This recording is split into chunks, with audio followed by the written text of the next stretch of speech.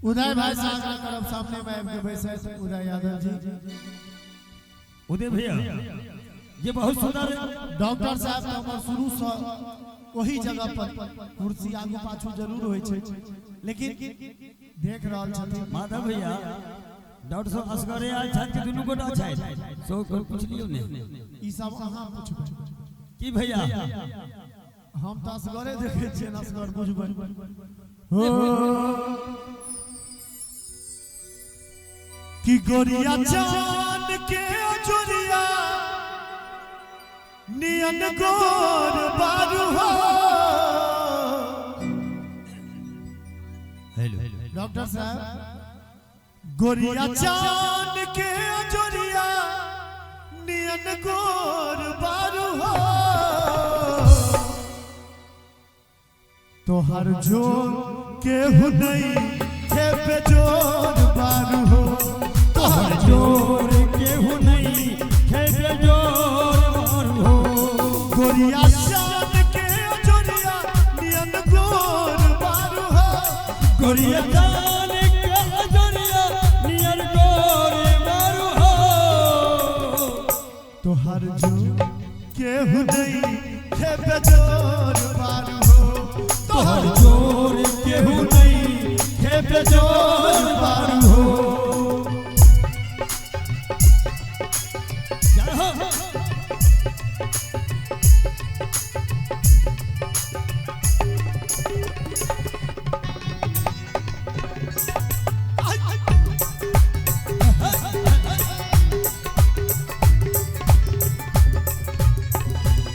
तोहर होठ चटकार गुलाबी नियन।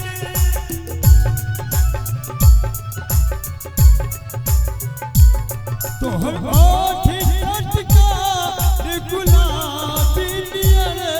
आँखी लागेलु गजरा शराबी नियन। आँखी लागेलु गजरा शराबी नियन। गोरी रस भरल पूरे पूर बारू हो। गोरी रस भरल कोरे कोरे बारू हो।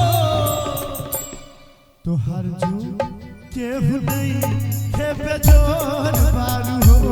तोहर जोर केहू नहीं है बेजोर बारू हो। राम बाबूजी ककरो जिंदगी के संगे खिलवाड़ न करू। ककरो जिंदगी के संगे खिलवाड़ न करू। जानिए एहन प्यार न करू। जानिए एहन प्यार न करू।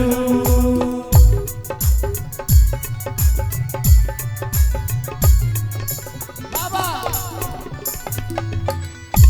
जैसन सोचले रहनी वैसन धनिया मोर बारा सावर न गोर बारा। जैसन सोचले रहली वैसन धनिया मोर बारे सावर न गोर बारे हो।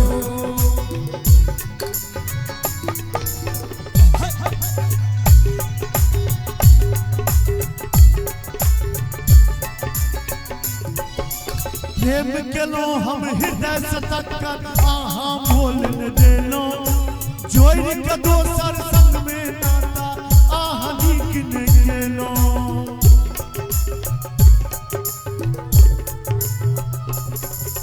प्रेम केलो हम हृदय से तक्कर आहा बोल न देलो। जोड़ के दोसर संग में नाता आहा नीक न केलो।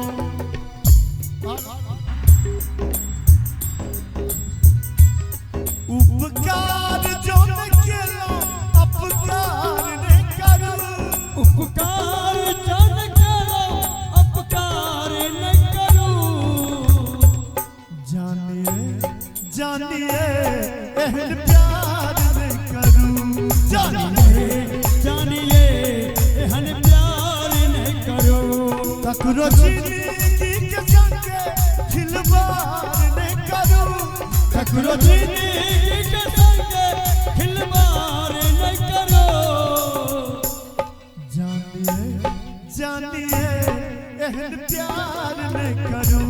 जानिए जानिए एहन प्यार नहीं करूं।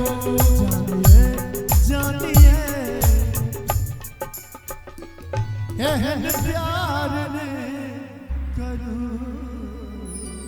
जानिए जानिए एहन प्यार नहीं करूं।